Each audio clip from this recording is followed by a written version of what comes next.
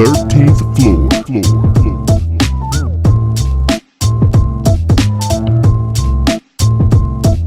The 13th floor. Welcome everybody to the 13th floor, where the furniture isn't always the best, but the views are amazing. I am your moderator, B. Jones, and I am joined by the most dangerous man on the podcast right now, BJ. What's happening, bro? Everything's good, brother. Good to be here. It's a good time to be alive, and I'm glad to be here. Let's get it started. Let's get it going. We got our main man in crypto, DJ Barry B. Fresh. What's happening, bro? What is going on, people? Glad you tuned in. Stay tuned. We gonna have a great show. We got special guests and stuff. Holla at you, boy. We're going to get right to Omar in a second. But first, I got to give my two resident Eagle fans, man. They just do, man. We got Coach K. What's happening? What up? What With up? the Cunningham jersey throwback. Man, what y'all know. And then Faison. I couldn't find a Patriot fan today. Well, nah, bro, they all in hype. They probably got burnt up in Philly last night, man. Faison, tell us about it. Bird call. It is ecstatic. My dream of life, one of the dreams, is complete. Checklist. I am excited. I'm happy. I will be there on Thursday, somewhere in the middle of the chaos. Flames and box calls and whatever it is. I will be a part of that process. Wear your Carhartt in a vest. I'm about to say, man, you better go out there with Teflon and a hard hat. Hey, listen. Hey, Philly is the city of brotherly love for everybody from Philly. Exactly. That's it. You outsider, you don't go. You ain't got the beard, so you didn't know you're outsider. So, like, even for myself, not being from Philly, I'm not really welcome there. So, You're always welcome. Bring you in. You just gotta stay close. Exactly. Very close. right. Very close. In arm's distance. I walk around the corner. Easy. And last but not least, let me introduce our special guest. He wasn't able to get with us on the video, but his audio is going to be great today. We got Omar Espesito, co-founder with Stackfolio, the online marketplace for loan trading. Omar, what's happening with you? What's up, fellas? I'm excited to be here. I've been listening throughout the season, so being on is an honor. I appreciate y'all having me. We appreciate your time, sir. You might be the first person that's ever said it's an honor to be here before we even get started. Might actually be the first two to say they actually listened before. It's crazy. You got to get them in there. Do your research a little bit. You know what I'm saying? Listen to the podcast so you can have a little bit of a feel of how we run things here and everything. Omar coming here, guns blazing, ready to go. Easy, man. Well, first things first, man. Oh, go ahead. No, go ahead. First things first, man. We want to get into the Super Bowl, man, so we can get this thing all the way out the way. But the Patriots were not able to get that 6th ring for Tom Brady, man. I know it has to be an amazing feeling for you Philly fans, finally getting one in your system. Listen, to get one and to have beaten Brady, that's like, it couldn't have been any more perfect. Mm-hmm. Yeah, that's like a game, like a great game. Yeah, just one of the most historic Super Bowls I've seen ever. It was like a great game. That trick play was awesome. Right? It was just the fact that we did it. Excitement. And Y'all then want to try that? We'll do it too. We'll show you how it's supposed to be done. And then for Brady to fumble, that was just like the icing on the cake. I know that was like he's purple right now. He had all night long. But let's not get twisted. I guarantee both of you guys were like, shit, this is about to go down again. Exactly, because he got the ball back with 2 minutes now. I kept the party was chill. I pulled the Blue Ivy. Like, hey, hold on. Hey. We're gonna do this until we get the ball back at the end. We get the first down, no first down. All right, it's okay. And the fact that we had it all the way down to the rock, the last play he's done year over year. And I was like, hit the ball down, not up. So, give him no hope. Yeah, hey, look, if I can give a message to the people, that was a prime example of just going all in on your goal and doing what you do, going in with your game plan and sticking to your game plan. They didn't care that it was Tom Brady, the Patriots. They like, this is what we're going to do in this game, and we're going to continue to do it until the end. If you recall, going back to watching Atlanta when they were playing in the Super Bowl, the second half, Atlanta turned a switch of, instead of saying, I'm going to put this hose down their neck and try to drown them, they were like, we're just going to try not to lose from here on out. Whereas Philly, like, the tone was set with that trick play right at the end of the half, that it was fourth down. Everybody was just like, what is going on? What are you guys doing? And then that play to run the way it did, it set the tone of, now we're not pretty much what y'all Philly guys are is, you know, hey, we ain't going down without a fight. And even if we're fighting, we're winning until the bell's rung. We swinging, and we swinging hard. I love the fact that Philly came out guns blazing for 60 minutes, because I feel like that's the only reason Jacksonville wasn't in the Super Bowl this time around. And with the backup QB. That was going to be my next thing, man. Nick Foles played 3 of the best. Well, outside of that Atlanta game, I think that Atlanta game, what, did they play Atlanta? It was the first game where they barely won. That game was a little shaky, but he played some of his best football the entire playoffs, man. Going into the Super Bowl and to hit the pass that Brady like fingertip drop, like that just shows how unathletic this guy is, man. But Nick Foles, he's gonna be somebody starting quarterback next year. I would definitely take him in Tampa. Come on, put that pressure on Jameis to get his mind right. I'll take Nick Foles. I'll take Kirk Cousins. Anybody to come here and push this man so he can reach his potential. But Kirk Cousins is gone, man. Kirk Cousins already signed. So, who did he go to? He went to.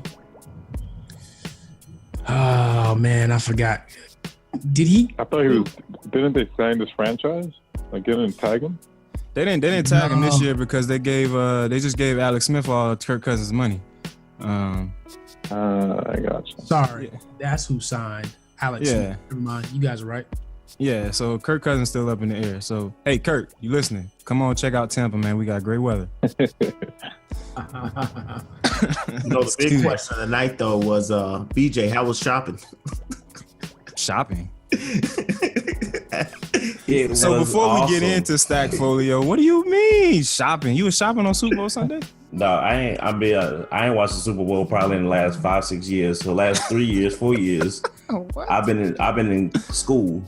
So Sundays my day to do homework. That don't stop because of the Super Bowl. I know that's right. Hey, that's why he the most dangerous man on the podcast right now. Play with the chest out. I respect that. My lifestyle. Said only tell me y'all in school on Sunday.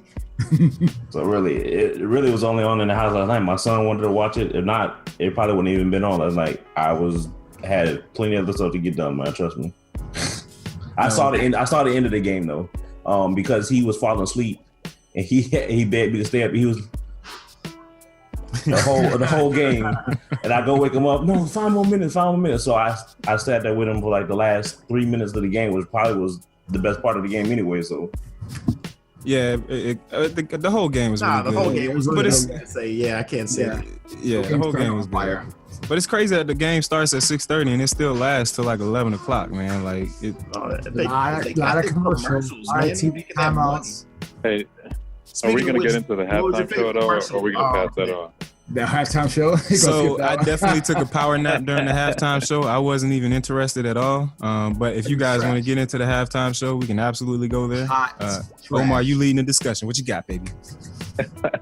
Nah, I mean, I felt like he got a lot of slack from the whole Janet Jackson show. And for whatever reason, he was up against negativity from jump. Like it seemed like people were criticizing before he even got to perform. 100%. Yeah, well, that was He's never been forgiven. Nope.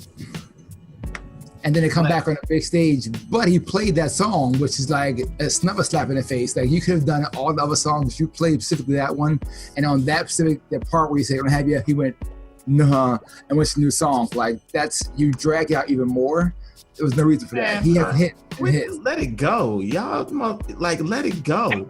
Listen, Jesus Christ, Justin Timberlake went out there and did his thing. He did a great halftime good show. It was garbage. All of that stuff, even Janet Jackson, it was set up. The was trash. The dances were trash. No, was it? Yes, it was. No, was it? Katy Perry's set was way better than Justin's. What? Yes, it You was. are insane, bro. You are getting old. Oh, and out no of way. Out That of was What are you talking about? Hey, That was a hard Perry's? I did feel Go somewhere. Next thing, like Hold on. I did feel like Justin was getting old, and that's why the choreography wasn't at another level. Because I felt like his choreography has been better in the past, but as far as him, Katy Perry, whatever, I don't have nothing to do with that. I mean, of course he's not going to be dancing like he was when he was younger. Of course he's not going to have the Chris Brown choreography. But Crazy. to say Katy Perry's was better. Stage set up? Yes, it was. You talking about the Super Bowl show she did years ago with the lion? Yeah, or with the lion, stuff happening and around water. the field, had different setups. Nah, man. Has anyone ever gotten into the stands? I don't remember anyone going into the stands that's like the first that. time I've ever seen anybody go into the stands. And No the sound one's gonna snatch Because it. nobody was gonna attack him. Yeah, exactly. They weren't gonna mob Justin Timberlake. So if there was some like high school girls or something, but that the fans are like, yeah, he's Justin Timberlake. We know his stuff, but they ain't gonna mob him that they would have did Beyonce, Bruno Mars, anything like that. Yeah, he probably hurt his album sales. He's put out an album last week. What do y'all know how white people love Justin? Like, what are you talking about? This is a Disney NSYNC dude, and y'all try to downplay. I totally understand he is not y'all vibe, but don't get it twisted. Like, Justin Timberlake is the man. Like, I totally I'll take your word for it, bro. I'll take your word for it. Before we move on real quick, I do want to say I did like the little mix and the tribute to Prince in there. That was dope. That was cool. I'm still trying to verify that the city really went purple. That was pretty powerful. If the whole I'm still trying to verify if that was CGI and just some cool stuff to show, or y'all really set that up. How did you set that up? That was crazy. Yeah. I'm gonna lean on CGI. That's a lot of purple lights. Hey, I was all about this. This is not China. This is not Beijing. Said something about how the city lit up, and I'm just like, it's really? Minnesota. I'm sure it doesn't have that much city, but True facts. Been there. Twin Cities for a reason. the other thing that had me dying laughing, I don't know if y'all have seen it on social media. Kevin Hart. Right. Kevin Hart I saw trying it to walk in.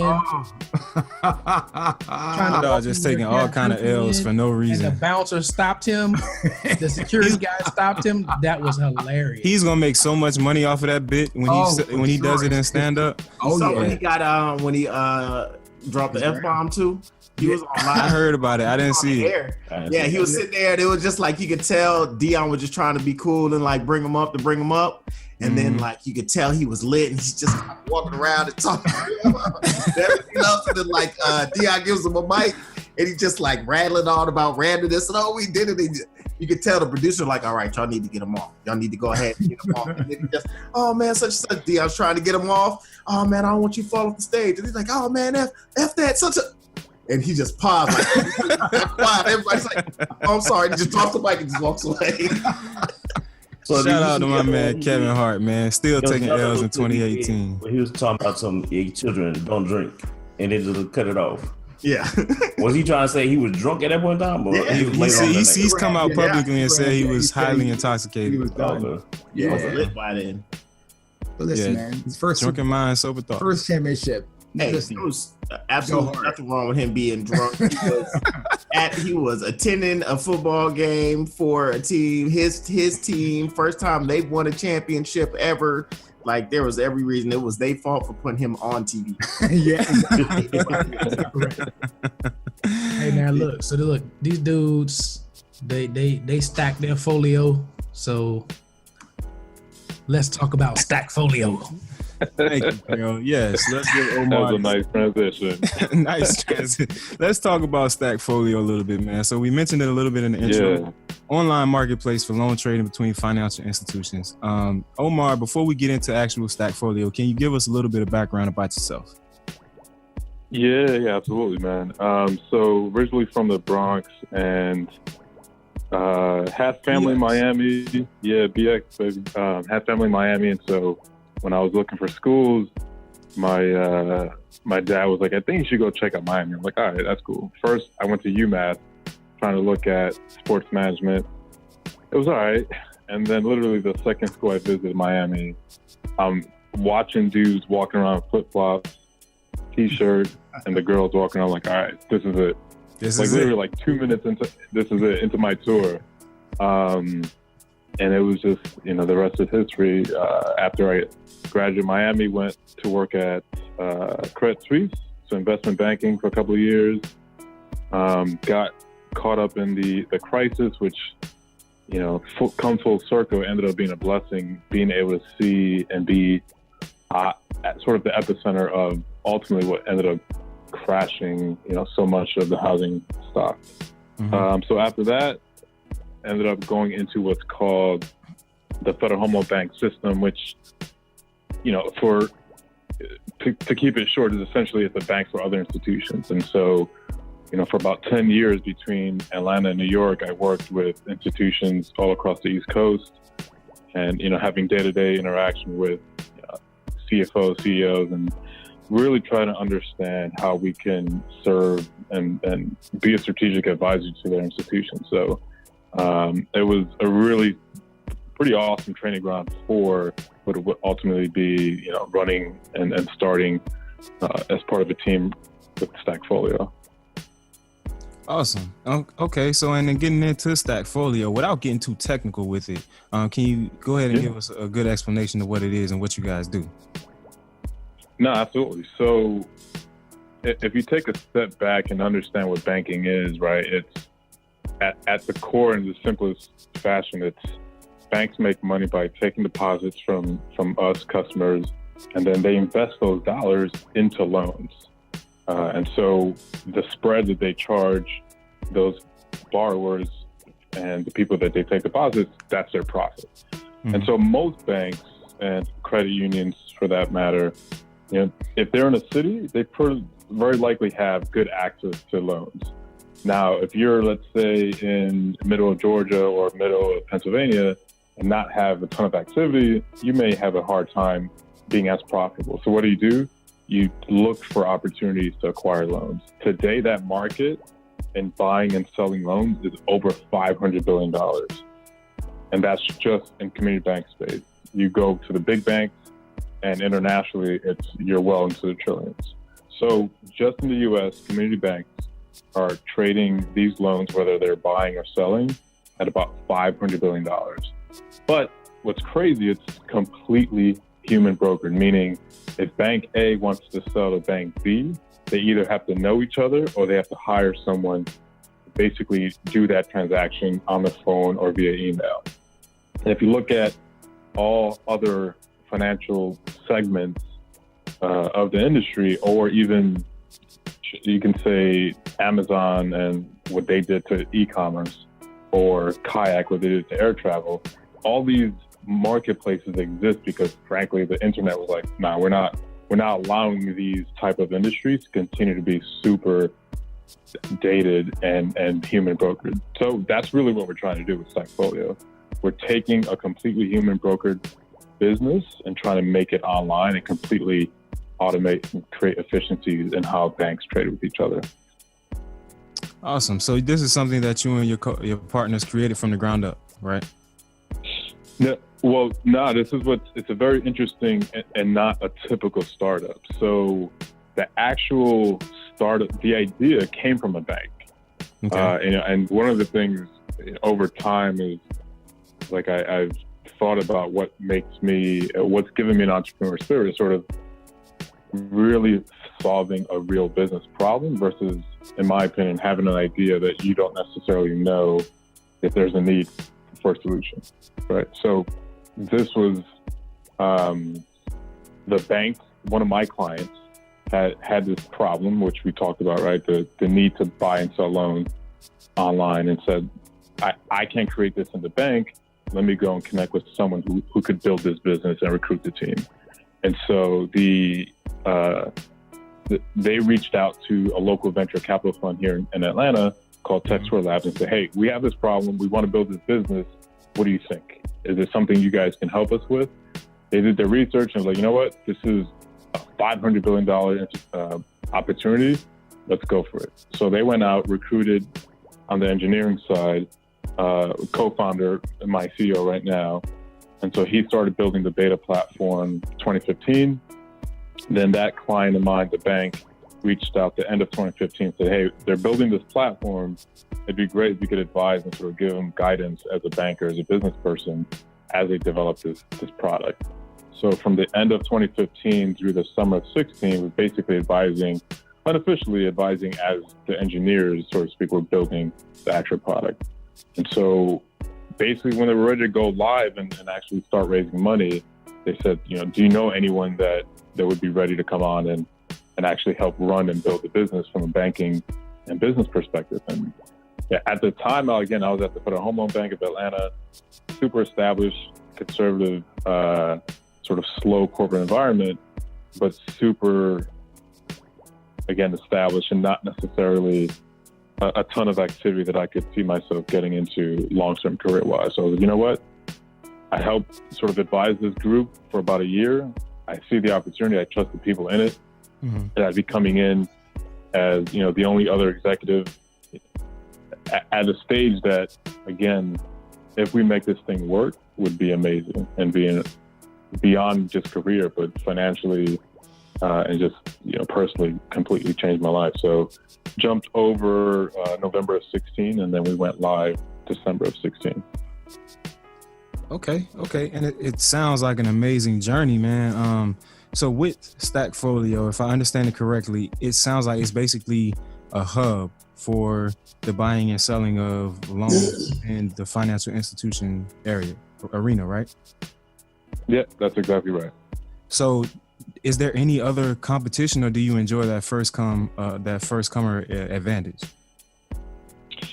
I mean, there's definitely competition, right? It's the incumbents are the competition, right? So number one, you have brokers that are part of institutions that have been around 30, 40, 50, 60 years. So we're battling just the status quo is one. There are other technology companies that are trying to attack this space. None of them are doing it the way we are, meaning none of them believe in this open marketplace concept. Mm-hmm. They sort of have a technology offering and they want folks to come in and buy into their way of doing it. Mm-hmm. Our approach is we're going to let the experts and we're going to let the customers, which are banks and credit unions and large institutional fund buyers, in a sense, dictate how they want to interact. Right, like if you think of Amazon, they set up the vehicle, right? Yeah, right. Like they set up the marketplace. They're not going to tell you like, no, you can't sell this or you can't charge that. You have to use this doc. No, they build the box and everyone can play, however they see fit inside it. Hey, so Omar, so let me ask you this. So obviously all the financial folks out there listening are salivating at this right now because it's just like, this is like the nerdiest of nerds you could get as a financial person, right? But for the other people out there and like for those that want to be entrepreneurs or are struggling as entrepreneurs or those that have a day job, right? And they're trying to figure out what gave you that confidence to take that leap to go ahead and go into this venture when at the time that you did it, it wasn't as well known, this type of financial environment. So what gave you yes, I'm going all in, I'm going after this? That's a great question. I mean, and you say like for the non-financial people, but frankly, a lot of bankers and folks that knew me were asking me the same questions. Like have 2 kids, 7 and 4 at the time. They were 5 and 2. So it was like, dude, you're taking a lot of risk. You're going from a super established, I could predict over the next 10 years exactly how much money I'd be making into startup world, which, at the time, we didn't even have a year of runway. So the way I break it down is that, I had ultimately four things I had to convince myself if the answers were yes, then I had to make the jump. So one, did I trust the people involved? And again, I worked informally with the CEO and the other engineers building it. So I knew that technically they could build anything. They were wizards. So like I completely had 100% faith in what they were doing. Two, did I trust sort of the institutional backing? And again, if you have a bank whose idea was and the need came from involved, and then you had what a lot of folks in the industry said, you know, in the local startup industry, that Tech Square Labs, if you're going to connect yourself with anyone, they're the ones you're going to want to do with. So those two things are yes. Three, did I trust and believe that I could actually help execute on the opportunity? Meaning, yeah, at some point, whether it's us or not, this market has to come online. Like it has to be disrupted. Everything happens, right? Every market in any industry at some point either has or will be disrupted. So that third question that probably took the longest out of the first three, which was, do I believe in my ability to do it? And then the last one was just sort of that, I think people call it, you know, whatever their trust their gut, or, you know, sit on something, and if it just continues to gnaw at you, then you know that's where you got to go. For me, it was, if I don't do this now, in 2 years, no matter where, either if I'm at the bank or at another institution, would I look back and think I didn't take the shot of trying to start something new and trying to see if I could actually build truly a transformational business. And I knew, like, I couldn't say that was an absolutely yes. Like, I knew that if I did not take that jump, I would regret it. No, that's awesome, man. And it sounds like what you came up with, and I think a lot of people out there, this is exactly what they want to know. How do you transition from being in your traditional workplace, corporate America, to investing in your idea or becoming an entrepreneur? And it sounds like what you came up with 4 non-negotiables for yourself that you had to come up with some very hardline answers on. And when you could check those boxes, you knew, okay, yes, it is absolutely the time to do this. So for those of you out there that have that idea or want to do something similar, what are your non-negotiables, and can you check those boxes? Yeah, no, that's a great way to frame it. I just went through this exercise with a friend who's considering a sort of job. I mean, it's in the staff company, but it would be for to sort of lead an expansion. And, you know, we went through the pros and cons, and, you know, on the pros, you probably had like 15 check marks. On the cons, like 7. So from that perspective, it looked like it's a slam dunk. But then when we got down to like the non-negotiables that you just said, it's not as clear cut. You know, 2 of those are yeses and 2 of those are sort of a push. And so, yeah, you definitely have to draw a line, because you're going to think about it, whether it's a new job or a jump like this, you're always going to find a way to continue to think about it and analyze it. And you just, at some point, have to draw that line. Absolutely. So along that journey, man, I'm pretty sure you had your share of successes and maybe failures, highs and lows. One of the successes that I do want to highlight, though, is the Judge's Favorite Award that you guys received at the 2017 Google Demo Day. Take us through that experience, man. What was that like? Yeah, it was, I mean, that week for the company was, in our eyes, transformational. Like, it changed the trajectory of Stackfolio. So from a timeline, again, we went live into the market December of 16. So what that means is we had those 2 banks when we were doing a beta. And then in December 16, we ended the month with 2 banks and about $20 million listed. Right. So again, we're a marketplace. So the whole purpose of what we do is to essentially provide as much product so that on both sides, you either have someone buying or selling. Mm-hmm. So starting with 2 banks, 20 million is nothing. Come around Google Demo Day, we started to get some serious traction. We had about 200 institutions signed up, maybe about $150 million listed. And we were really sort of honing in on our message and how we market to folks. So Google Demo Day, we got in it.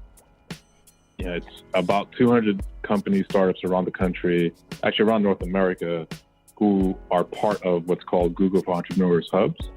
And so because we are part of Tech4 Labs, which again is part VC, but also physically where our office is, we were nominated by them to be one of their companies to compete. So from about 200, I believe, they got whittled down to about 20, and then we made the final cut, which were 5. So that week, you know, we had Google Demo Day. We also had gotten into an awesome program called Village Capital, which basically, you know, we could talk about this a different time, but long story short, they are trying to flip the way venture capital is done. Mm-hmm. About 80% of all venture capital money goes to San Francisco, New York, and in Boston. So those big 3 money centers, you know, pretty much take up all the capital that is out there. And so companies like Village Capital are trying to flip that. Anyway, so we got into that program. So I was at that program. My CEO was at Google for Entrepreneurs. You know, so that was June, I believe. For literally like 2 months, we were just continuously practicing, perfecting our pitch, practicing, probably rewriting the pitch, rewriting the deck at least 100 times.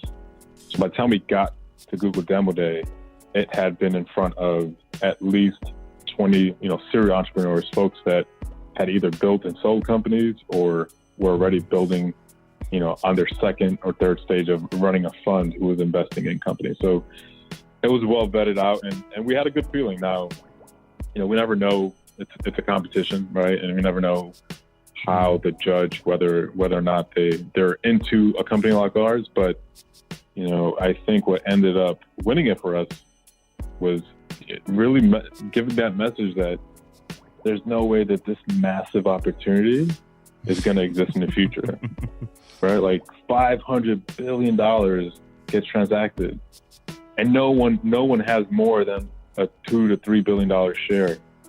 Mm-hmm. That means that there's just this massive disruption opportunity to bring, you know, a marketplace to bring visibility into it. And so, lucky for us, we nailed it.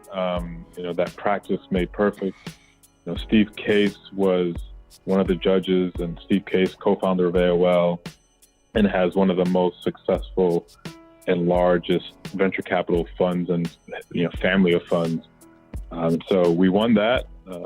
He committed to giving us 20% of whatever we raised, which we were raising money beginning of April all the way through the end of September. So he said, look, whatever you raise, I'm gonna put 20% on top of that. And ended up being, the total round that we raised was about 2.2 million last year. Wow. That's amazing, man. So yeah. going along with that success, I mean, I think it's amazing that y'all identified that market, that share, and like seriously attacked it, man, because you've seen so much success with the company, man. Over 600 loan institutions, you're covered across 49 states. So, I mean, I think you're going to see a lot more success in the future. But going with that, what would you say the biggest challenge would have been for you all as you created Stackfolio? Mm-hmm. Yeah, you know, particularly for me, being about 13 years in big banks, right? And so when you're at whether it's Credit Suisse, 50,000 employees, or the home loan banks, which have 300 plus, they're still large organizations. And I think there's this, for good purpose, like there's this sort of box that you operate in as an employee at these big institutions. And so you end up relying on a lot of different people to support you. When you have to start up, it's you. Like you have to do everything. But that's part of what I wanted. So I think it took us a little bit of time to get what we like to call sort of like cadence around how do we operate and grow this business with such a limited amount of money and people. Up until we started, again, we raised the money, but it wasn't until the end of 2017 that we actually got the dough. So up until that point, the biggest challenge was operating in a way that we could both grow and be taken seriously as a new company, but do it in a way that was on a shoestring budget, and it didn't look like that. And I'll give my CEO a ton of credit. Like that was a lot of division with the use of technology to scale and again stretch that dollar. A lot of that came from his mind. Gotcha. I want to switch directions a little bit, since we have you and your financial expertise, along with our own crypto enthusiast, Crypto Fresh. I want to get your thoughts on the direction of cryptocurrency right now, man. You got a lot of hype around it. You got a lot of detractors around it, like Warren Buffett say. So what do you think is the wave, or will be the wave of cryptocurrency? Yeah, I mean, me and Fresh, we've talked about it, and I think we're mostly aligned in that it's an amazing experience, right? It's the ability for anyone to essentially create their own economy is like insane, right? It's amazing to either create your own economy, right, or be part of one to many thousands of economies that essentially is what crypto is. So from this pure sort of power that it brings to people, I think is fantastic. I am skeptical about the value that it brings to sort of the economy and society in a whole. I tend to like the cryptocurrencies that have a true technology orientation to it, meaning that the actual currency is used for some technology beyond just being cryptocurrency in itself. And then as far as like where do I think it's going to go, it is stabilizing. I think it's going to continue to mature like any new market. It has to mature. And so regulation is going to absolutely pick up, and it's going to have to get involved if it's going to continue to grow and allow a lot of sort of mainstream institutions and folks to get involved. Well, keeping on that track of the regulations, so wouldn't that be one of the worst things that could happen to cryptocurrency, since it's the guys and the premise around it is the decentralization, no regulations, the power is held within the people who own it. Decentralized is different than deregulated. Realize that. Right. So the decentralization is not having a necessarily an entity ownership, but regulation is always, it's the wild, wild west right now. So just like Omar was saying with coins versus tokens versus providing a real world application that is past just saying, hey, we're the new dollar bill, and really being able to provide some type of value. That's what I preach every week about, getting past things like the lending platforms and just looking at something like Bitcoin in general and understanding that there are real businesses that are being created within the blockchains of the various coins that are out there. And that's really where the value is. And that's where the future of cryptocurrency really relies. Yeah, I mean, absolutely. There are a ton of businesses that, I don't know if we wanted to get into our own experience with it, but yes, I think, yeah. Because I was going to ask, I know you guys are in the midst of creating your own cryptocurrency. So I was going to ask, first of all, how has that process been? But how do you even do that? How do you just make up your own cryptocurrency? No, absolutely. So again, right, if you think of us as a business, our client as a bank, as a credit union, as a investment fund, they are the most conservative and established of institutions.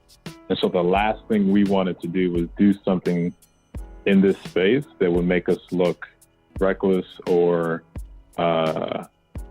not necessarily kosher with financial regulators, right? They're not going to touch anything that could potentially be slapped by the SEC or any other regulator. So the way we were thinking about it, all right, well, there's obviously this massive demand for this type of asset, cryptocurrency. So much money was going into it. And we also see that there's this massive opportunity on the loan trading market, and banks want liquidity and want access. So one of the things we wanted to do was, well, we, at the time, this was August of 17, so we had about $600-700 million of listings on our marketplace. And so we thought, look, we can actually take some of these assets and then provide a vehicle to crypto investors so that if and when they wanted to exit, let's say, Bitcoin or any other cryptocurrency, they could still stay within the world of crypto, but actually have real cash flow backed by them. So as an example, you would buy a Stack fund token, and that fund token would basically say your token is backed by $100 million worth of commercial real estate loans on the Stackfolio marketplace. And so every month that loan would pay, and then we would remit those funds to all of the owners of Stack token. And so essentially it would have been, in financial terms, securitization, which hasn't happened in the crypto world yet. So we would have been one of the first, if not the first, to do that. But as I mentioned, securitization, that means it's a security, which means we have to be regulated. So we absolutely want to be regulated, but as we were going down that path, we quickly realized beyond the cost of just running the business, which we were prepared to capitalize, the actual cost of running it with being regulated by the SEC and issuing securities and then managing that as we issued, at this stage was just a little bit beyond our capital stack. Hey, all of that sounds amazing, man. I mean, even through the whole conversation, one of the things that I picked up on, and I hope the listeners do as well, the patience and the intent with which you guys move. You hear a great example of it in creating your cryptocurrency. You didn't just jump out, making rash decisions or just trying to take advantage of what's going on in the swell of cryptocurrency right now. You're making calculated moves, understanding what regulations are going to come afterwards. And I feel like that's the same thing you guys did along the path of creating Stackfolio and all of its success that you're coming into right now. So I really hope the listener kind of hears that message throughout this whole conversation. And I'm trying to diversify, so I got like $2. Can I buy into y'all stuff like right now before it takes off? You can send it to me. I'll put it in the escrow account, and then we let it sit there. Ground level, baby, ground level. Yeah, man. I'm trying to build from the floor up. Easy. Hey, Omar, man. We want to give the listeners an opportunity if they wanted to catch Stackfolio or catch up with the Stackfools, yourself and your partners. How can they do that? How can they get connected with you? Yeah, man. I mean, we're on Twitter, so it's just @Stackfolio. LinkedIn for all of our bankers, so we have a LinkedIn page, and right on our site we have a direct chat. It comes directly to me, the CEO, and the whole staff. So anyone has any questions, whether it's on Stackfolio, crypto, or anything else related to banking industry, we'd love to chat and engage. We're excited, man. 2017, was a lot of growth, but 2018 is the year for us. We have a big target, trying to trade 500 million. We're trying to completely make a name for ourselves. I think 2017, we're under the radar. By the end of this year, I want every broker to know who Stackfolio is, and I want every bank to know that if they're going to sell a loan or buy a loan, they got to come through us. And we on the 13th floor finna help you make that happen, man. We appreciate your time. Love it. We finna help you. Yes, we are. Yeah, man, that's that good. That's that good West Florida finna. Yeah, it happens. It's in my vocabulary. Love it. Hey, Coach K, man. I heard you had a story for us, man. It involves you, Asher, and the neighbors, bro. Oh man, so you guys know I seem like I'm this sociable guy, but you guys know behind closed doors I'm an introvert. Nah, man, we don't know nothing about that, man. You like to spark conversations with everybody. We know that. No, sir. I definitely drain the battery, then I have to recharge. So when I'm home, I don't expect anybody to come knock on the door unless you're delivering a package or something. So I'm sitting at home on Friday. It's just Asher and I. Wendy was out of the country. And it's probably about 10 o'clock in the morning. And all of a sudden, boom, boom, boom, boom, boom. It's like, man, somebody's knocking on that door real aggressive. Boom, boom, boom, boom, boom. So I go to the door. Here is the neighbor lady, and she's got her son. Her son is probably like, I don't know, maybe a month older than Asher. So, you know, they've hung out in the past, but normally I'm not home when this happens. Because there's been other times where she's knocked on the door and I've just ignored the fact that she's knocking on the door. Why are you treating her like the witnesses, normal, man? Yeah, exactly. So anyway, so she's from, I don't know, man, Romania, Lithuania, one of those. Philadelphia. Exactly. So she's like, oh, you know, I'm gonna go to playground and play. And I'm just looking like, you mean you haven't been there already? Because both of y'all dirty. How you sizing the lady up, man? Maybe they was playing in the backyard. Listen, that's exactly what I'm doing, right? That's exactly what I'm doing. And they got dog hair all over them and everything. Her son got on, looked like somebody stripped a Teddy Ruxpin little bear, and like he put that. Oh man! Wow. He got a spoon, but no food, right? Like there's no like little cup or nothing, applesauce, nothing.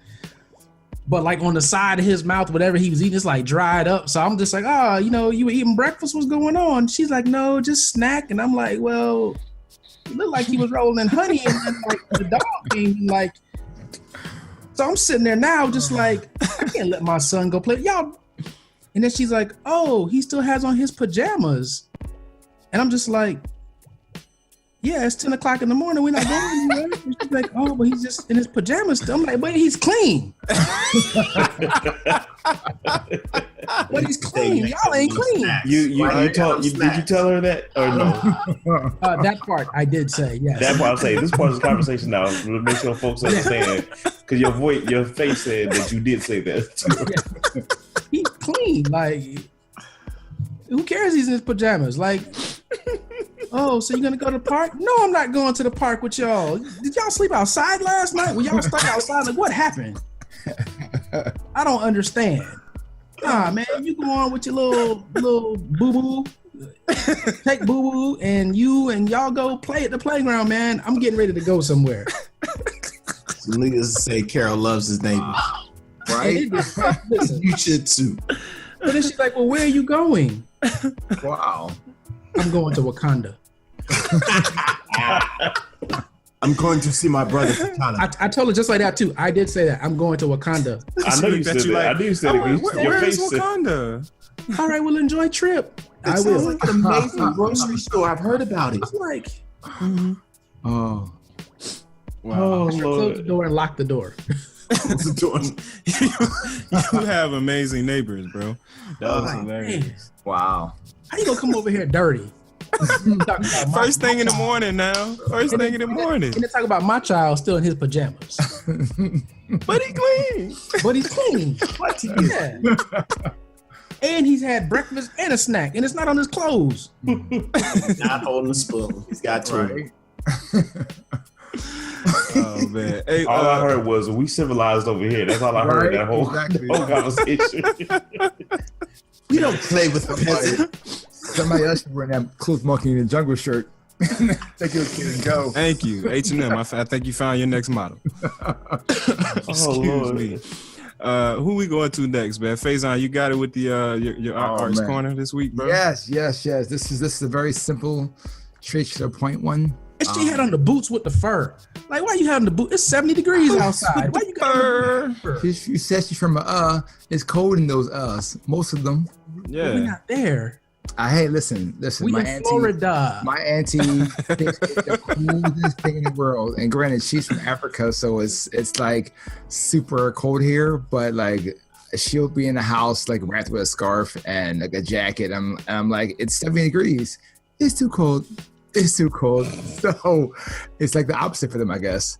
But I'm sorry. this Man. this week's corner is keep secrets. That's it. It's just keep secrets. Sometimes you run your mouth too much and you lose things. You know, like Omar, if he would have had his mouth talking about Stackfolio prior to coming out, he wouldn't have been the first there. You have to be able to reach out for help when need be. But sometimes when you're trying to rebuild your plan or rebuild your life, rebuild your funds or your money or cryptocurrency, you got to keep secrets because everyone else is not always there to help. People are there to take. So sometimes you got to keep secrets. I agree, man. Especially when you on the come up, man. You gotta. It's like you gotta put that energy out, but you don't want to you don't want to be impacted by other people's energy or whatnot. And then it's so liberating when everything that you put out into the universe finally comes to fruition, and then you do get that opportunity to speak about it. You get your soapbox and you just drop the mic on them. Prove it when you have it. When you got it, prove it. Don't try to build up to show what you got before you get there. When you got it, let your actions and your status show it, but don't do it before you get there. You can fake it till you make it sometimes, depending on the industry you're in, but it's not an overall life lesson. You can get burnt real easy. Fake it till you make it. Let your body of work represent you. That's it. It's that simple. El Numero Fresh. Yes. What you got for the crypto biddy this week? You know, I thought that I would go ahead and since we have my dog O on the show today, we go way back like two old Cadillacs. I decided I would take it into one of the ICOs, so initial coin offerings, if we're going back in some of the education I have brought to all of the masses. And it's a token. It's called Debitum. So again, going back to token versus coin, a coin actually creates a new blockchain or way to verify transactions and create that public ledger, whereas a token sits on top and borrows from one of those blockchains. This one happens to borrow from the Ethereum blockchain. Again, it's called Debitum. It is a token. The Debitum network is designed to unite borrowers and those who help them apply. So investors, lenders, risk assessors, document validators, insurers, etc. And really it's based for small businesses. There's just like Omar was talking about the gap as far as with business loans and loans in general, that this specific token tackles the small business loan issue of being able to provide all of the paperwork, all of the necessary steps and processes within loans for small businesses, all in one tight, secure blockchain arena. Everything from nuts to bolts. So from the person looking to get the loan all the way to all the verification processes along that line, helping make the process go faster, smoother, and it gives opportunities to be a borderless transaction. So that means that somebody in Ethiopia can help a small business out in Cambodia or in Brazil and everywhere else. So it's just awesome to have a new business opportunity that shows the strength of cryptocurrency, how it is more than just a currency, but really providing new avenues and ways to increase business scope and really the range of what businesses can do. I got a question for you. With all the Hold on. What's the disclaimer, Fresh? Again, I'm not a financial advisor. You know, I didn't tell you directly to go ahead and jump in there, even though I have. But as I say, DYOR, do your own research. I might bring you to the water, but it's your choice to drink. So definitely make sure to check out the Debitum.network. It's awesome. I definitely suggest you check it out if you are interested in cryptocurrency, whether as an investor or just somebody who wants a better understanding of the value past it being considered a currency. Question, Art. Yeah, can you spell? Hold on, Art. One more thing. Can you spell the Debitum? Just so I ticker. It is it's Debitum. Oh, Debitum. Yeah, Debitum. I would have never found that. I definitely was going to bid them like BID. The coin is DE though, Omar. Yep. Omar, you co-sign this since you are the financial expert? Oh, I haven't even heard of it, so I gotta do my own research. DYOR, baby. That lets you guys know I'll be hip to the game. Hey man, that's official right there. My dog on it. Follow him. Crypto with Fresh. A crypto name Fresh. All things crypto that are fresh. Follow my dog. Faison, you had a question. Yeah. Quick question. This for both the financial gurus on the call today. Please don't say I'm that. Don't stop.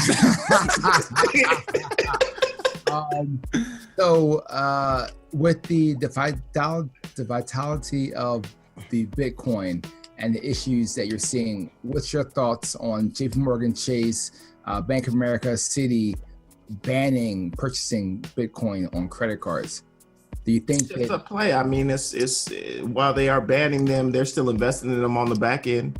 That's what I was going to say. And do you think it's because that people could buy them on credit cards and credit cards are non-secure, they can just wind up losing that money and somebody can invest them? I mean, in a sense, it's definitely helping, people who, I personally don't think it's the smartest thing to invest with your, credit cards and like taking out a loan to go ahead and make these investments, especially with the market that is as volatile as, cryptocurrency is right now. It's something where, I always say, don't put the house in there, only invest what you are, soundly willing to risk.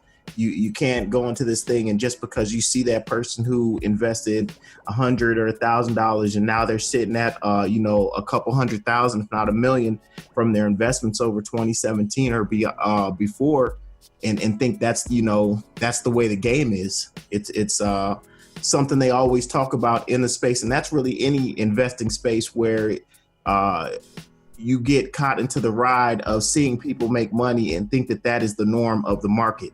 In all markets, really the norm is kind of a downtrend. You know what I mean? Overall, just in the sense of all markets, well, I won't say it's a downtrend, but I will say in general, people are losing money.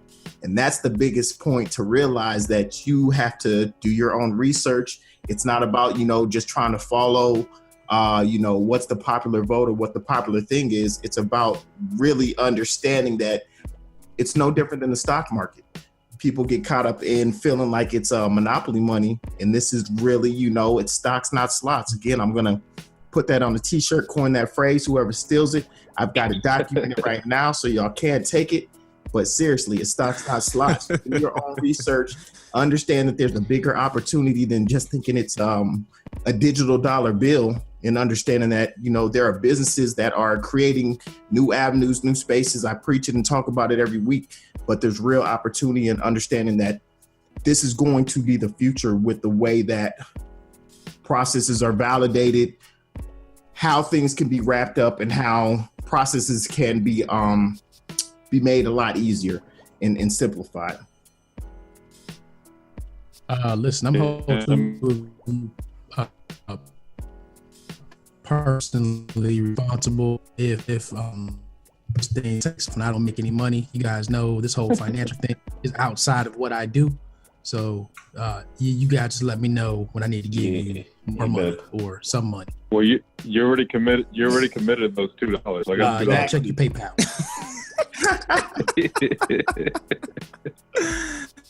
Easy. Hey man, before we get ready to close this thing out, I want to remind all of our listeners you can catch this podcast on Apple, iTunes, YouTube, Facebook. You can catch our videos, SoundCloud, and Google Play. Anywhere you listen to a podcast. I think we're on Spotify now as well. I gotta go back and check that, but I definitely requested it. But look us up on Spotify as well. Follow us at 13th Floor, please, so you can stay connected with us. Hey Omar. Yes, sir. You still there? So this is the part of the show where we talk about the furniture not always being the best. So we're putting you on the hot seat to close us out this evening.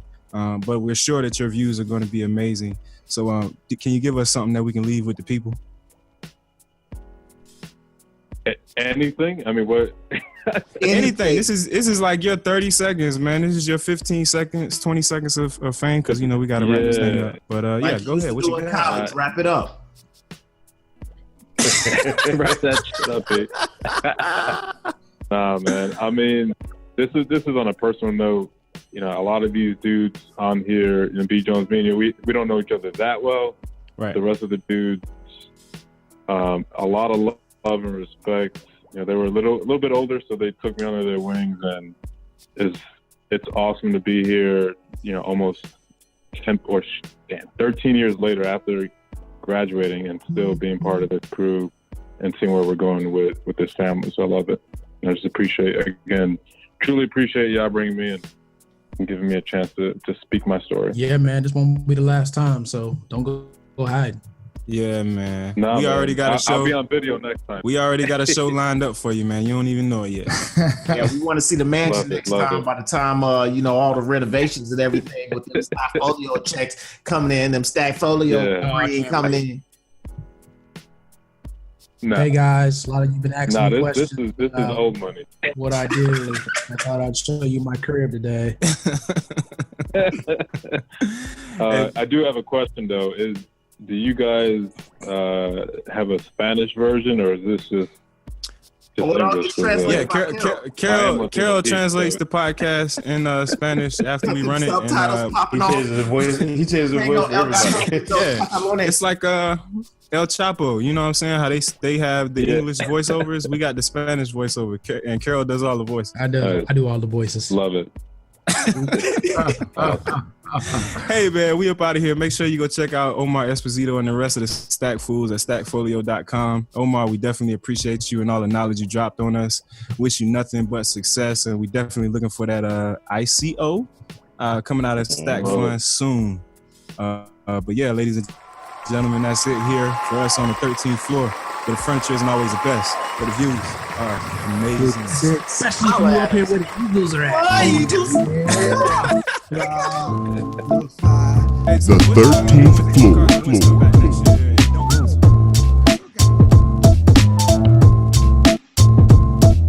The 13th floor.